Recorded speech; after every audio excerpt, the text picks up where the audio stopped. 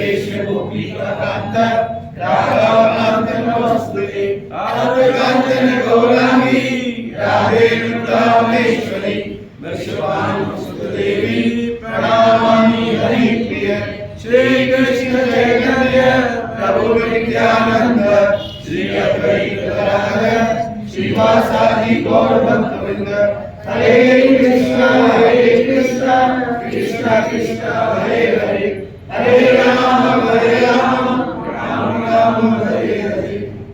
नमो विष्णुपदाय कृष्णपृष्ठाय भूतले श्रीमते नमस्काराय भक्तजी नमो नमस्ते नमस्तेनाय भक्तिपाद प्रियाते दुर्लभ कृष्ण भक्ति में अति सरल काम हरे कृष्ण कृष्ण कृष्ण हरे हरे हरे राम राम नारायण नमस्कृत्य नरं चैव नरोत्तमं देवीं सरस्वती व्यासं ततो जयमुदीरये।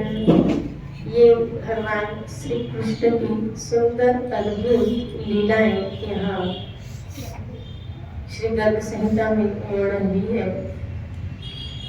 ऐसा कह सकते हैं 10वें स्कंद का ये पूरा अंश है। तो डायरेक्ट आपको भागवत की 10वें स्कंद को एक तरह से सुनने को मिल रहा है, भगवान की मुख्य मुख्य जो लीला है, लेकिन एक यथार्थ रूप में कि कौन क्या कब बना था उसका पूर्व वृतांत, क्योंकि ईश्वर से केवल प्रकेवल किसी का संबंध एक जन्म से हो नहीं सकता। जो ईश्वर से अर्जित किया जिसने भाव, वो एक जन्म का नहीं होता है। कहीं न कहीं पूर्व उसने कुछ किया है जिसकी वजह से उसको इस जन्म में ये भाव की प्राप्ति हुई है। अब यहाँ आगे हम पढ़ रहे राजा बहुलासुर ने कहा, क्योंकि राजा बहुलासुर और देवऋषि नारद के बीच में चर्चा है। वो क्वेश्चन पूछते जा रहे हैं, सवाल पूछते जा रहे हैं। नारद मुनि देखो, संत से सवाल कैसे पूछो, वो पूछो जिसके द्वारा कथा का विस्तार हो, सत्संग का विस्तार हो, भगवान की लीला चर्चा का विस्तार, या तो भगवान के नाम की महिमा, या तो भगवान के गुणों की महिमा, या तो बाकी संसारी बातों के विषय में चर्चा करना, ये संत के समय का हम वेस्ट करते हैं। श्री राधे मुझे और हमारी उलझने ऐसी है, वो कभी खत्म होने वाली तो वैसे ही है, समस्या वैसे भी खत्म होने वाली तो है। आप कहो संत से आशीर्वाद मांगो, महाराज कृपा करो, मैं इस तकलीफ से मुक्त हो जाऊं, मैं इस बीमारी से मुक्त हो जाऊं, तो इसकी क्या गारंटी फिर दूसरी बीमारी नहीं होगी? चलो एक बीमारी से तो मुक्त हो भी गए, तो इसकी क्या गारंटी कि शरीर के क्योंकि जितने भी शरीर के बाकी पार्ट है वो दर्द से भरे पड़े, तो एक दर्द जाएगा तो फिर दूसरा दर्द चालू हो जाए। श्री राधे बोल।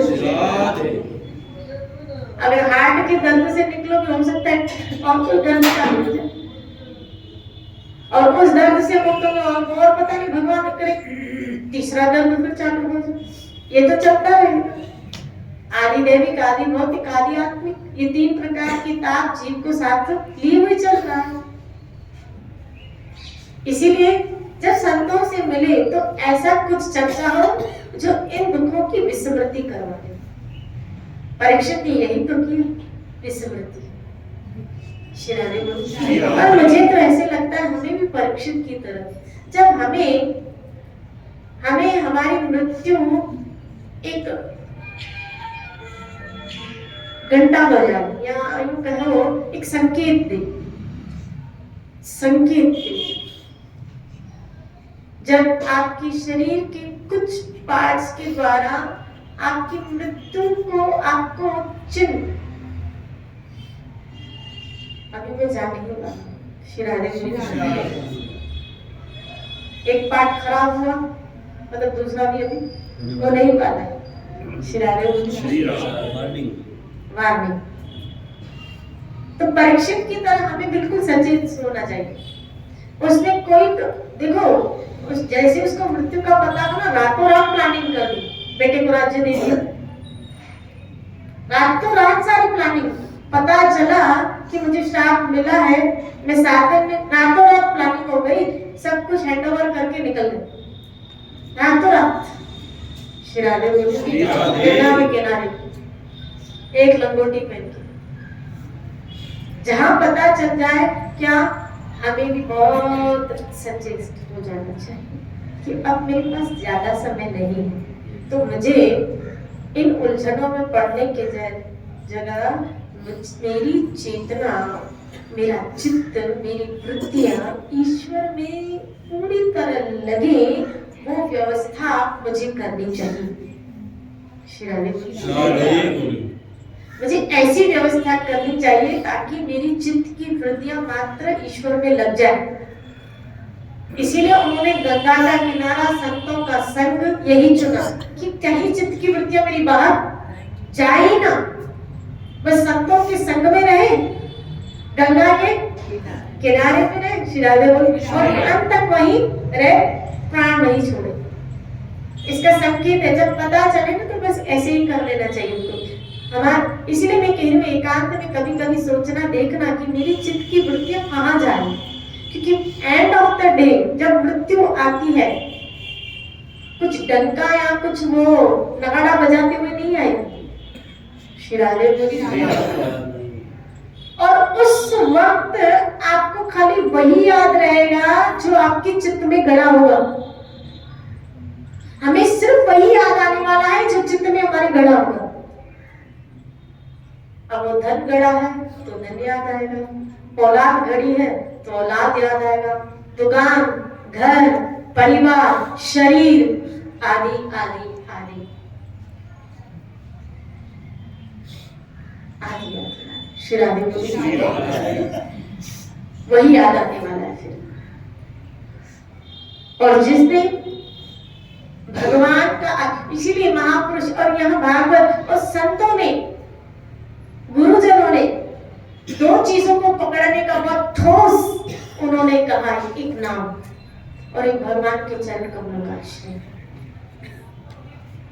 जिसने इस ठोस साधनों को पकड़ लिया, एक तो भगवान का नाम और दूसरा भगवान के चरणों का आश्रय, अगर ये दो को हमने पकड़ लिया ना तो एंड ऑफ द डे जब हमारे प्राण छूट रहे होंगे तो कहीं न कहीं ठाकुर हमें बचा ही लेगा। क्योंकि देखो, गजेंद्र ने भी आश्रय भगवान का ले लिया, बच गए। श्री राधे आ गए।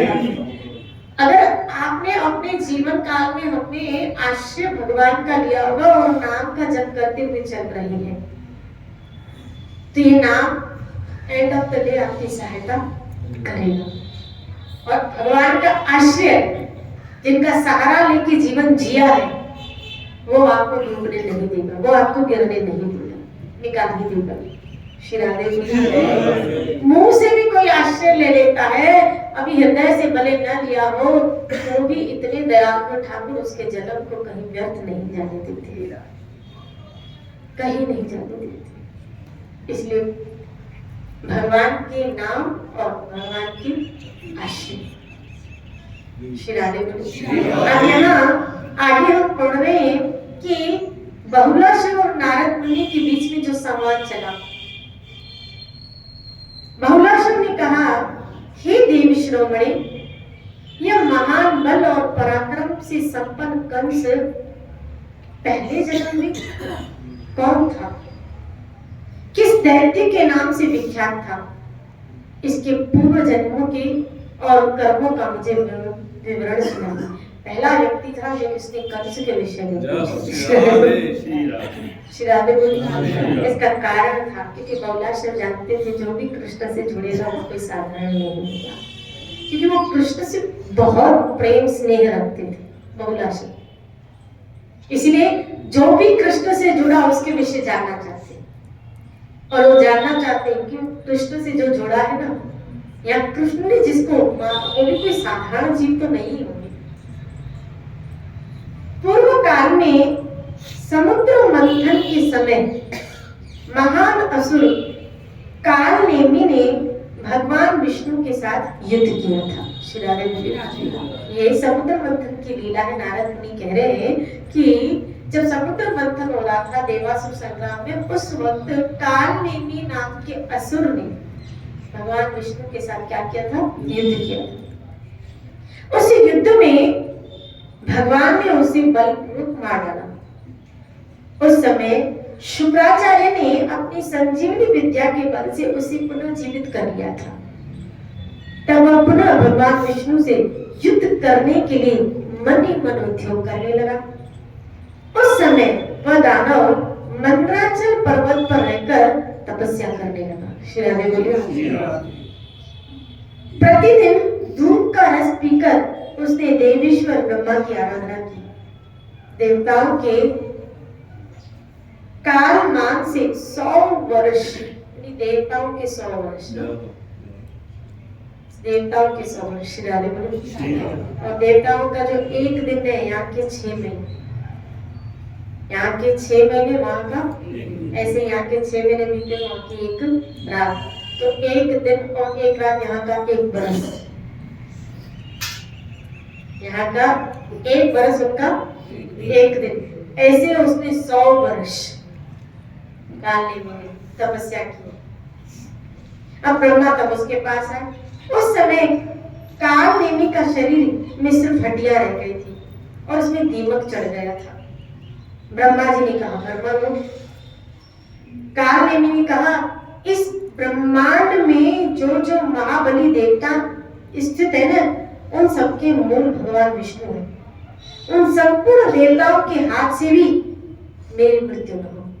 श्री राधे बोली। ब्रह्मा जी ने कहा, दैत्य, तुमने जो यह उत्कृष्ट वर मांगा है वह तो अत्यंत दुर्लभ है, तथापि किसी दूसरे समय तुम्हें यह प्राप्त हो सकता है। मेरी वाणी कभी झूठी नहीं जाएगी। नारद जी कहते हैं, वही कालनेमी नाम का असुर पृथ्वी पर उग्रसेन की स्त्री पद्मावती के गर्भ से उत्पन्न। अब उसने तपस्या भी क्या तपस्या की थी कि मुझे कोई मारे नहीं। श्री राधे बोली। जो कभी पूर्ण नहीं हो सकता, कोई देवता नहीं मार सकता, इसलिए यहाँ इसको देवता ने नहीं मारा, इसको भगवान ने मारा। श्री राधे बोली। लोग पूछते कि भाई कंस कौन, उसको भगवान ने, उसने ऐसा कौन सा पुण्य किया, क्योंकि उसने तपस्या ऐसी की थी कि कोई मुझे देवता न मार सके, इसलिए देवता भी कंस से डरते थे और इसलिए भगवान को अपने हाथों से उसको मारना पड़ा। कुमार अवस्था में वह बड़े बड़े पहलवानों के साथ कुश्ती लड़ता था।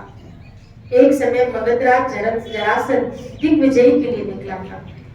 यमुना की नदी के तट पर इधर उधर उसकी छावनी पड़ी। उसके पास उमलिया पेड़ नाम का एक हाथी था। किसके पास? जरासंध के पास, जिसमें 1000 हाथियों की शक्ति थी। उसके गढ़ स्थल में मध चू रहा था। एक दिन उसने बहुत सी सांकलों की तोड़ डाला और शिविर से बाहर की ओर दौड़ चला। शिविर ग्रह और पर्वतीय तटों को तोड़ता फोड़ता रणभूमि के अखाड़े में आ धमका, जहां कंस भी कुश्ती लड़ रहा था। उसके आने पर सभी शूरवीर भाग चले। उसे आया देख कंस ने उस हाथी की सूंड को ऐसे पकड़ा और जाके उसको पृथ्वी पे गिरा दिया। यानी कंस इतना बलशाली था कि कोवल्या पेड़ जिसमें 10,000 हाथियों का बल था, उसने सूंड से पकड़ के उसको धरती पे पटक दिया। और ये सब जरासंध ने देखा कि मेरे आश्रित हाथी, तो सोचो जरासंध में कितना बल होगा, उसके आश्रित था ये, यानी सारे असुरों का जो झुंड था वो कम बलशाली नहीं था। और इनको सबको मारने वाला मेरा ठाकुर, आप सोचो उनमें फिर कितना बल होगा। आप समझ रहे हो आप किसके बल में हो, आप किसके सरेंडर हो। आप जिस ठाकुर के हम शरण में हैं वो कितना बल रखता है। जितना भी बल इस जहां पे सबको है, उन सबको बल देने वाला मेरा ठाकुर ही है। इसके बाद कंस ने कुवल्या पीठ को दोनों हाथ से पकड़कर घुमाया और जरासंध की सेना में जो बहुत दूर वहां खड़ी थी उसको फेंक दिया।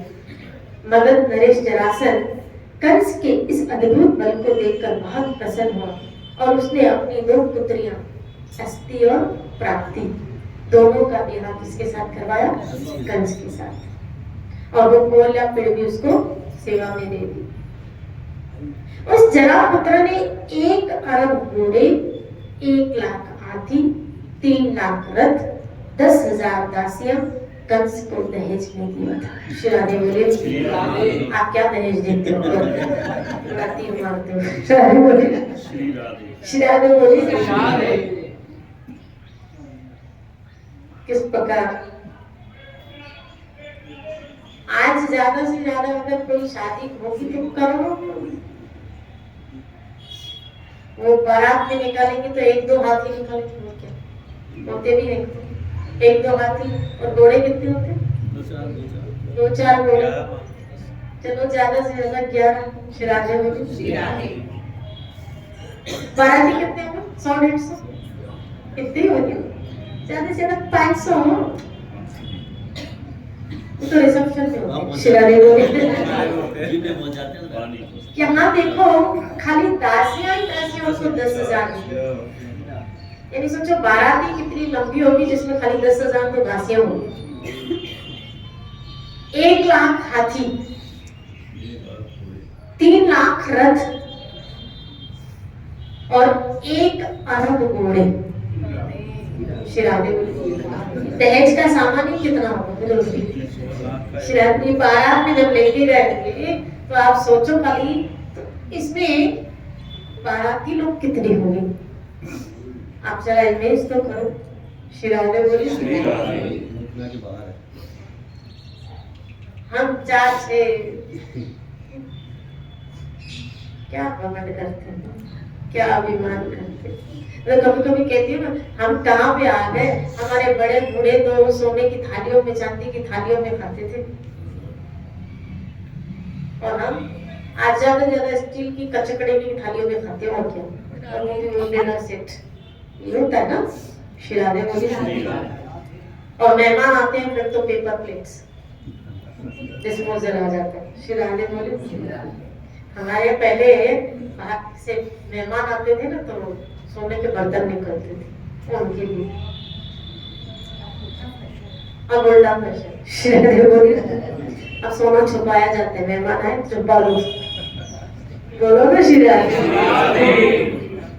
ये था पहले भारत का सम्मान, और आज हम घमंड करते हैं। 2-4 करोड़ में क्या घमंड करते हैं, कुछ नहीं है अपने पास। श्री राधे बोले,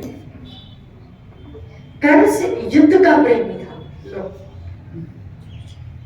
श्री राधे बोले, उसको युद्ध बड़ा अच्छा लगता था। कुछ लोग है ना, कुछ लोगों को कला अच्छी लगती है, जब तक झगड़ा न करें उनको पेट में गुड़गुड़ होती है, यानी उनको शांति तब मिलती है जब झगड़ा करें। जैसे कंस, उसको अच्छा ही क्या लगता था? युद्ध कर, झगड़ा, कला। श्री राधे बोली, कुछ कलश नहीं लोग होते हैं और कुछ शांति प्रिय लोग, कुछ झगड़ा पसंद है। वो जो बात शांति में हो जाए बहुत अच्छा, और वास्तव में झगड़े में, कला में कुछ रखा भी नहीं, अशांति है। तो गंवाया ना, कंस ने गंवाया, दुर्योधन ने गंवाया, कला में तो सभी गंवाया, अशांति में तो सभी गंवाया। जिस घर में अशांति होती है ना, उस घर में, जिस घर में कला होता है, जिस घर में अशांति होती है, जिस घर में झगड़े होते हैं, उस घर में लक्ष्मी कभी टिक नहीं सकती है। याद रखिए, उस घर में कभी बरकत नहीं होती। श्री राधे बोली, कभी बरकत नहीं होती उसका। मुझे ऐसा लगता है लक्ष्मी की वजह से कला होता है। श्री राधे बोली, लक्ष्मी एक्चुअली कला, देखो शुभ नाम, लक्ष्मी कला नहीं कराती, धन का लोभ वो कला करवाता है। लक्ष्मी तो हमेशा भगवान के चरणों में रहना पसंद करती है। अगर वही लक्ष्मी प्रभु, अब मुझे बताओ, मंदिरों में कहीं ऐसे देव स्थान लक्ष्मी कम थोड़ी। आप देखो, अब तिरुपति बालाजी अगर देखते हो कम लक्ष्मी है क्या? श्री राधे बोली, अपना गोविंद देव जी देखो, ठाट से रखता, लक्ष्मी ऐसा नहीं कला उत्पन्न करती है, लेकिन लक्ष्मी के जब का जो लोभ है ना, वो कला उत्पन्न करता है। मुझे बताओ, जब समुद्र से लक्ष्मी निकली, जब समुद्र से लक्ष्मी निकली, उस लक्ष्मी के पीछे जो पागल हो रहे थे ना, लोभ हुआ, वो कला करवा रहा था, हमें चाहिए हमें चाहिए। यही बात तो नारद जी के साथ थी, हुई ना, श्री राधे बोली कि जो लक्ष्मी के पीछे धन बुरा नहीं, धन का लोभ बुरा है। उस लोभ की वजह से मनुष्य पाप करता है, झूठ बोलता है, कपट करता है, अहम करता है, झगड़े करता है, यहाँ तक कि अपनों को भी खो देता है, रिश्तों को भी खो देता है। सिर्फ उसके पीछे कारण है लोभ। लोभ, इसीलिए लोभ सब पाप करवाता है। लोभ सब पाप, लोभ भाई भाई का दुश्मन कर देता है। अगर दो भाइयों के बीच में प्रॉपर्टी है, बुरी बात नहीं है, लेकिन इन दो भाइयों के बीच में प्रॉपर्टी के प्रति अगर लोभ आ गया,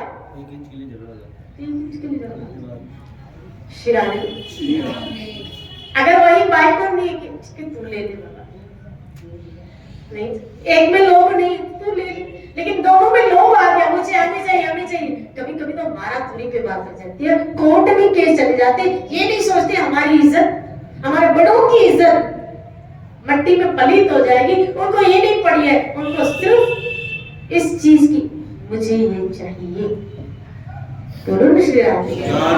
लोभ इंसान से पाप करवाता है, खो देता है वो अपना आपा, खो देता है वो अपनी मनस्थिति। श्री राधे। इसीलिए मनुष्य के अंदर धन प्राप्त करे बुरी बात नहीं, लेकिन धन का लोभ नहीं होना चाहिए, एक सहज वृत्ति में रहे।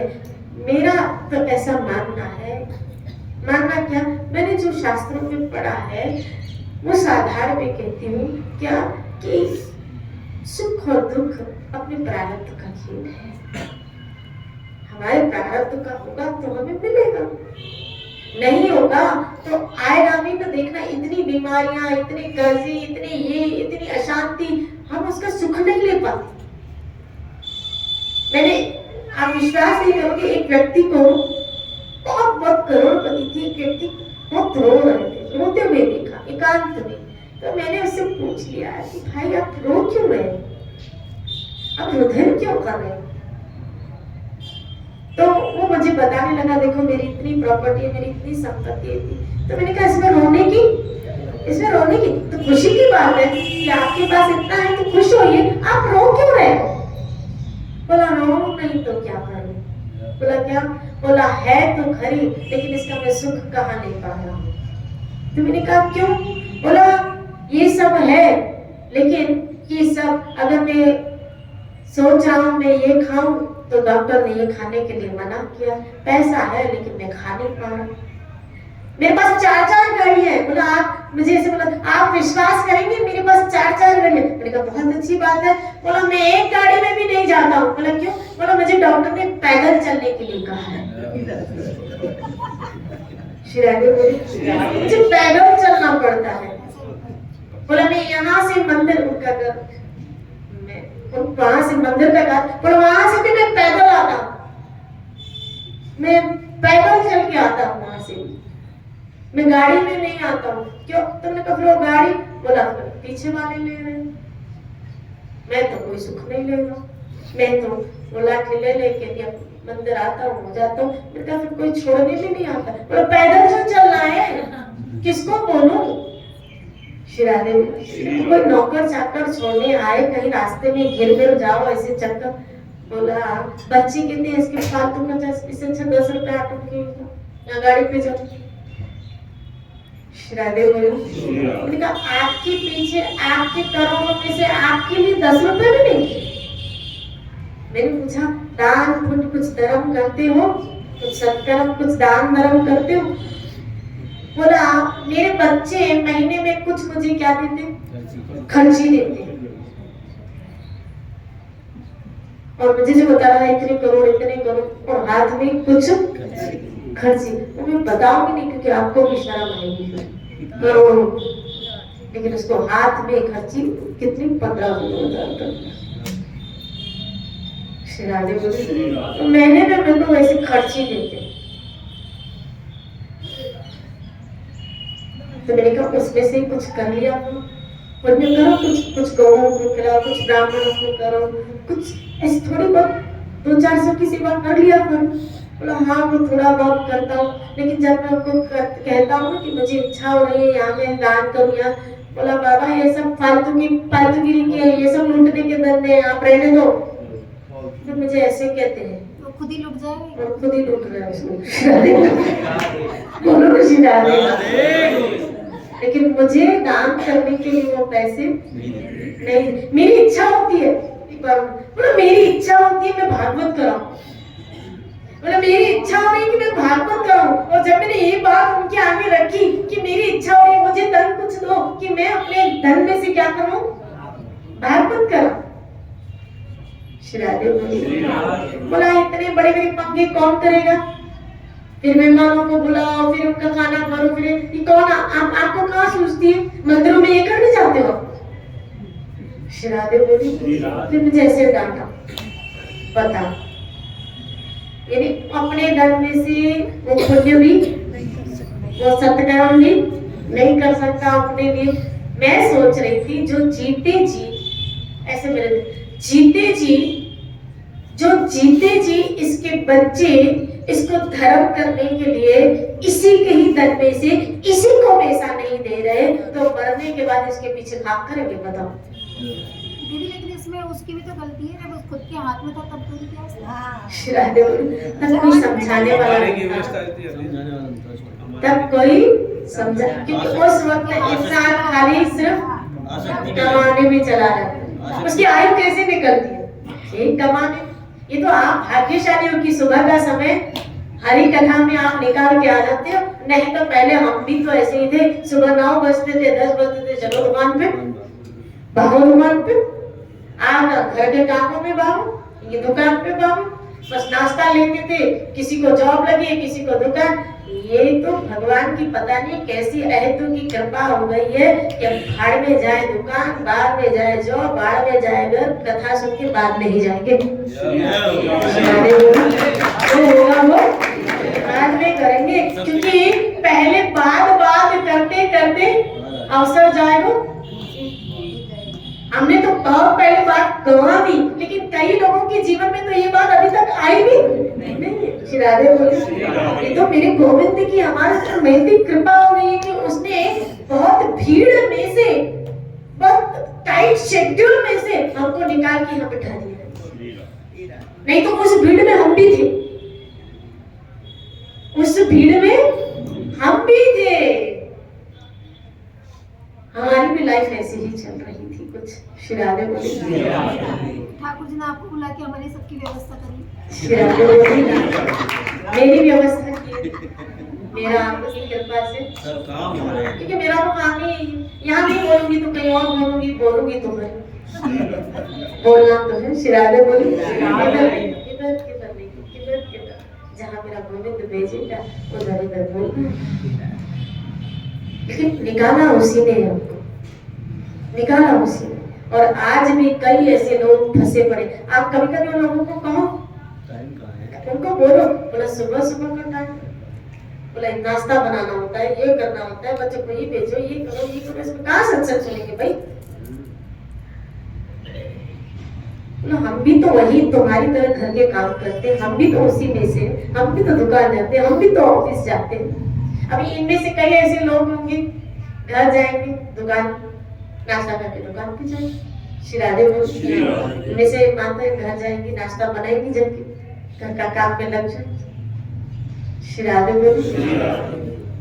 लेकिन उनको ऐसी बुद्धि अभी तक, यहाँ तक कि कभी आप उनको कहो बोला संडे को ही आ जाओ, उन पर ऐसी कृपा क्यों नहीं हो रही? देखो उन पर ऐसी कृपा क्यों नहीं हो रही, दो कारण हो सकते हैं। एक या तो वो लेना नहीं चाहते, चाहत भी तो होती है, एक तो हाँ वो लेना नहीं चाहते कि कभी कभी हम ऐसे लोगों को कहते हैं आओ, मैंने कहा कभी कभी आप लोगों को कहते हो संडे को ही आओ, बोले एक दिन तो मिलता है सोने का, उसमें भी वही यहाँ है, उसमें भी इधर है। तो एक ये तो वो लेना नहीं चाहते। नहीं चाहते, एक तो वो लेना नहीं चाहते। दूसरा, अगर कोई उनको ऊपर करना भी चाहे, मान लो वो नहीं निकलते, कोई उनके ऊपर पास जाए करना भी चाहे, तो भी वो धुतकार देते हैं उसके पास। यहाँ उनके ऐसे दुर्भाग्य, यूं कहो जीवन जीवों के ऐसे दुर्भाग्य कि भगवान उनको अभी तक अपने पास बुलाना नहीं चाहता। श्री राधे बोले, ये तो मेरा ठाकुर जिनके ऊपर कृपा करे, उनको अपने दर पे, उनको अपने पास बुलाना चाहिए। नहीं तो इसीलिए तो कहा इरादे रोज बनते हैं, बनकर बिगड़ जाते हैं। इस दर पे वही आते हैं जिनको मेरे ठाकुर बुलाते हैं। श्री राधे कोई संत है, उन्होंने बहुत अच्छी बात कही कि भाई हम लोग ये नहीं कहते हैं कि आप लोग की कार्य को छोड़ दो, लोग की कार्य सब करो जो कर रहे आप, लेकिन नाम को और सत्संग को उससे जोड़ो। हाँ, कोई भी संत आपको, यहाँ तक कि कृष्ण ने भी कर्म छोड़ने के लिए तो, अब मुझे बताओ, अभी आप सत्संग आ रहे हो, कौन से कर्म आपके छोड़े? और मुझे लगता है सत्संग में आने से और अच्छे ढंग से हो रहे, सुव्यवस्था से हो रहे। श्री राधे बोले, अब सूझ आ रहे, और मुझे लगता है एक और एनर्जी लेवल बड़ा है। कैसा एनर्जी लेवल? क्या कि अब और अच्छे ढंग से करें। इसीलिए क्या कि कोई मेरे गोविंद के ऊपर, मेरे सत्संग के ऊपर उंगली उठाए। नैतिकता तो बड़ी है। और सूझ बड़ी है, किस तरह की कि उसमें लुप्त होके, पहले लुप्त होके कर्म करते थे। अगर कमाते भी थे तो ऐसे अंधे थे कमाने में, किसी की कभी कभी तो घर वाले भी बुलाते थे कि मतलब दुकान छोड़ के आऊंगा क्यों।